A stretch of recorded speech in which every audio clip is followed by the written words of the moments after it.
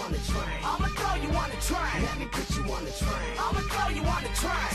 So you tell me your name, Swiss. Why do you sound so different? Why are your eyes black? Are you rolling her tits and do you worship the devil? Are you in some type of cult? Do you sacrifice babies and do witchcraft on the left? I like big challenges, and there's no bigger challenge in this world than standing up to the homosexual political agenda. Hey! I said, get out of my house! That goes for cocksuckers and retards. Now get up off your asses and go. Come on! Now, I was an alcoholic and a drug addict for 16 years. My dad was mentally ill. When I was growing up, when I was about 9 or 10, he started to get worse and worse. I retreated into alcoholism at the age of 12, and I spent 16 years in bondage. And I was on my own. At the age of 16, I hitchhiked and drifted all over the United States, and I lived the life that the left advocates. Do your own thing, follow your heart, right? Do what feels good. All of those slogans from the 60s and 70s, I believed them and I lived them, and it almost killed me. And then in February of 1986, when I had no place left to turn, life was just complete, total misery to me at that point. I had no place left to turn. I finally got down on my knees and I surrendered my life to Jesus Christ. Bam, just like that. I was healed and delivered in prayer instantly. Never had another desire to take drugs or drink ever again. And I'm a guy that I couldn't go 4 hours without getting high. If I ran out of dope, I'd be out in the city parks just talking to any stranger going by. Oh, man, come on, man. What took me up this time? Nigga, you crazy. Hooked you up. Get the fuck out of here, man. Check this out, man. I got these burgers, man. They some double cheeseburgers. Nigga, I Get just the ate. album, Man, I come just on. ate, fool. I don't want no motherfucking cheeseburger. Seeing if I could find somebody else that would be another source for getting high. And yet, when he took it away, it was gone completely. And since that day, I've never had another desire to drink.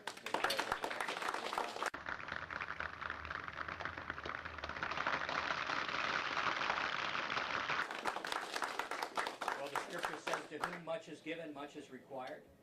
And, you know, and I believe, I'm a firm believer, that there's nothing that happens by accident in God's universe. That in his economy, everything has a place and purpose. Ladies and gentlemen, the trouser bench. For the man on the go who makes frequent stops. Will somebody please call all the ambulances? And all the things that I went through were all preparation. The Lord had made me and allowed me to go through things where I could handle a ministry that not very many other people can handle, and that's standing up on the homosexual issue. Back then, this is back in 1986, it took a couple years for the Lord to sort of get me back on track again, taught me how to be a man. Show you how to be the man, how to be the boss, how to come through with 7 coats of the gloss. Show you how to be the man, show you how to be the man. Is this for just that? Yeah, just a mic for the camera. Yeah, okay, all right. No. We'll do it live. Fuck it. Do it live. I'll write it and we'll do it live. Right. Fucking thing sucks. And anyway, this is what the Lord gave me to do.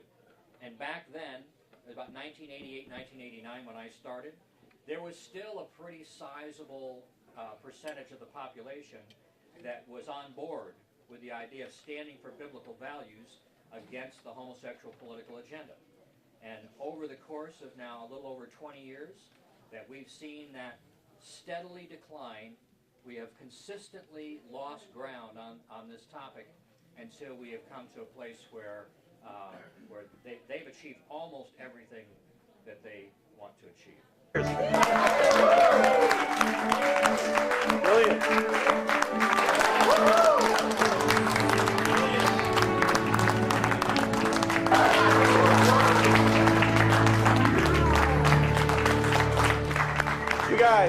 You guys have worked hard, and you've all earned your stock option. Congratulations.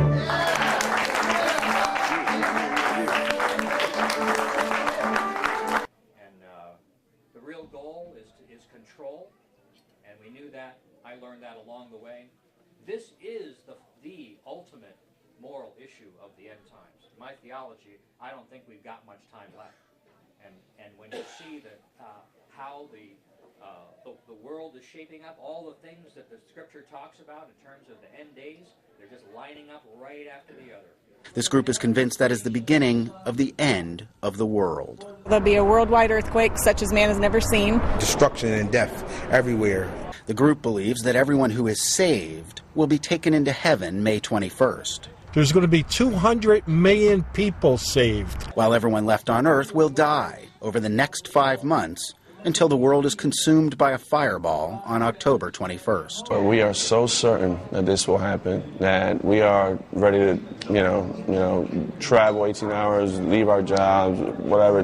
We know. But in either case, whether I'm right or whether I'm wrong, we have still reached a place where the founding fathers are turning over in their graves at what we've allowed to happen to our country.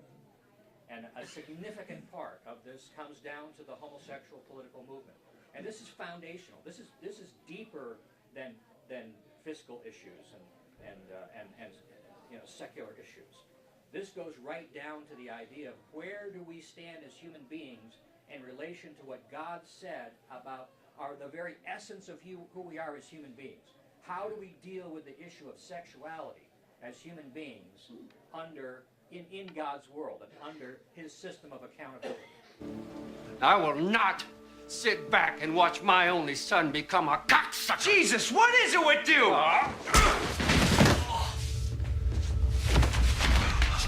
I swear to God, I'll throw you out of this house and never look at you again. You mean that? Damn straight I do. I'd rather you were dead than be a fucking faggot.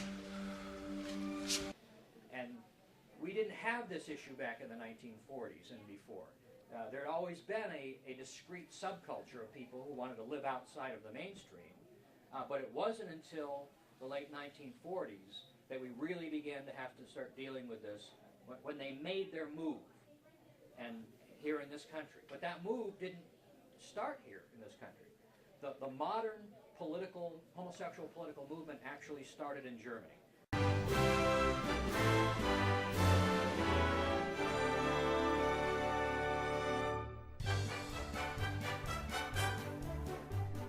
Germany was having trouble, what a sad, sad story.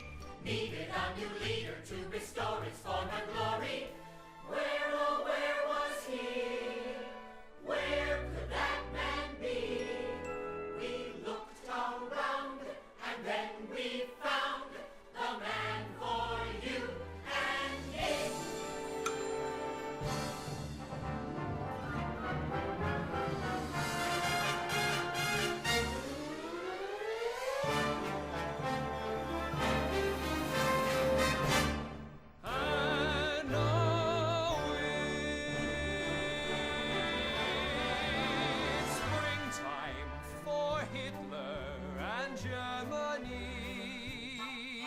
That's what this book is about.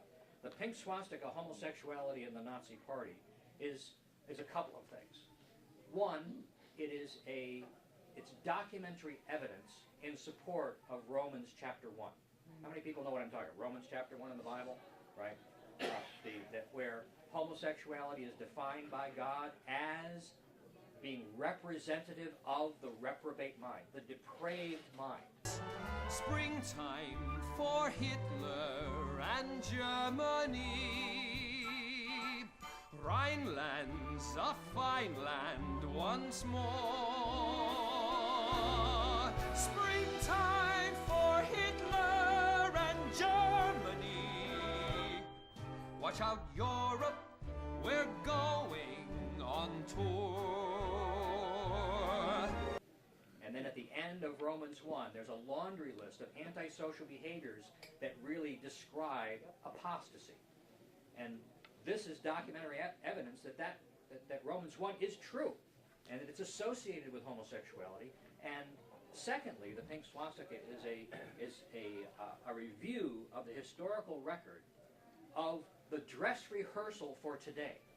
Because what they did in Germany, they're doing in this country. Springtime for Hitler and Germany.